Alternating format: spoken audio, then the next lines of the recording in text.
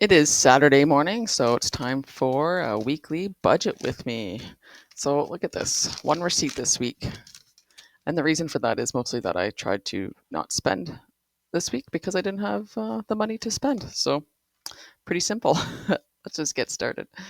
All right, so we'll change this date to the 19th because I've budgeted from the 13th to the 19th. That's the data that we're going to input today. And we'll just get started with what I retrieved from my bank account on any debit transactions or income that came in or left my bank account. Okay, so I did have some income this month, or this week rather. It was 1970.50, and I even had some child support. Hooray! And that was 200. So let's go to fixed expenses because I had a couple of those come out of my account this week.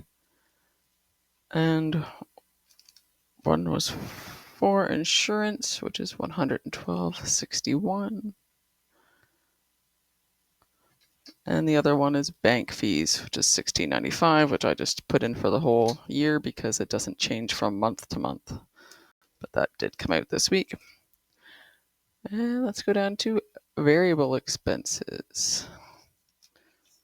So groceries, which is what this receipt is, I'm just going to enter it right now because that's the only receipt I have this week. And it was $119.69. So 119.69 plus 109.49 equals 229.18. All right. And my son was $40 this week.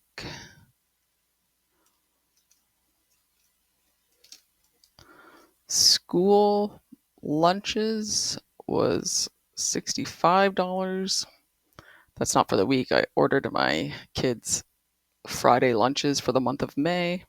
And there's 5 Fridays in May, so it was a little bit more expensive than usual. So that would be $275. And I started something with my kids to incentivize them to read a little bit. I said I would pay them. I don't know if that's the right move or not, but so far only my youngest daughter, who really likes to read, has taken me up on that. So I paid her $5 for reading. Not just any books. They either need to be personal development or nonfiction of some kind. In her case, there's not a whole lot of personal development for 7-year-olds, so she was reading nonfiction books, and so I gave her $5 for reading those.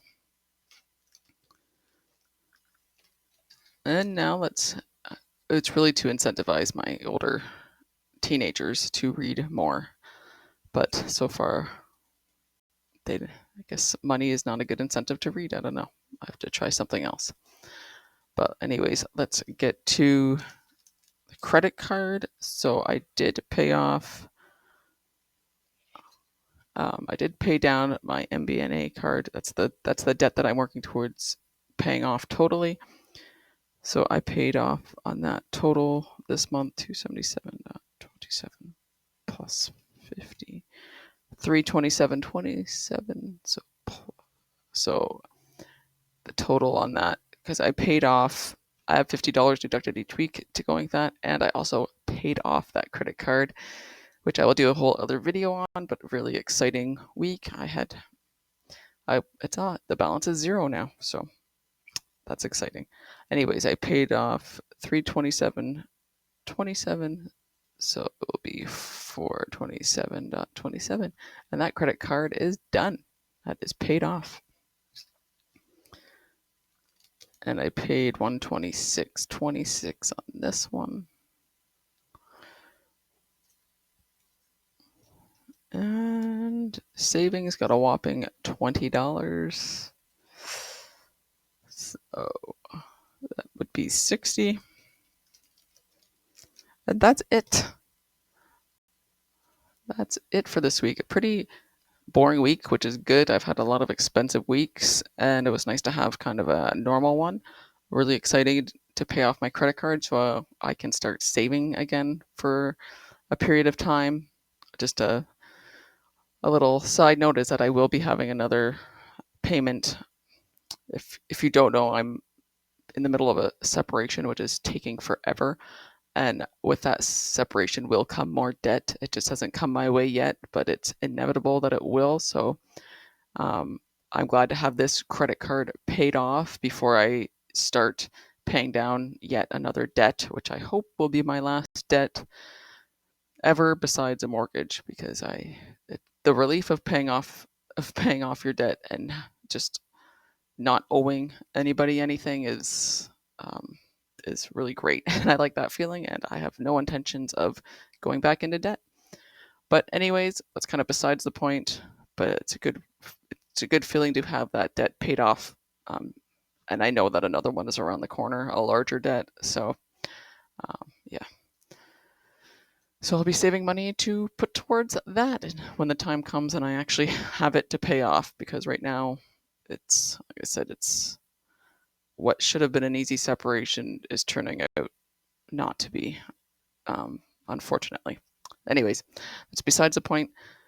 Pretty good week. Happy with it. Glad my expenses were kept to a minimum. And yeah, let's keep this going. And thanks for watching. If you don't budget, I highly recommend budgeting weekly, really, and keeping it up, because it really doesn't take any time at all to fill in the information that you get from your bank statement and from any receipts from cash purchases that you might make. And it's a really good way to get a hold of your finances if you find yourself kind of spinning out of control. It's you know we can live in denial and think everything's okay. Uh, that doesn't really work that well. Trust me, I did it for far too many years, and knowing knowing my financial situation just helps me improve it. Because if you don't, like, how do you improve something that you don't know, right? As I always say, you don't know what you don't track. So it's important to track where your money is going, week to week, month to month, and just keep on top of it. So anyways, thanks for watching. If you got anything out of this video, please consider giving it a like, subscribe to the channel, and I will see you tomorrow.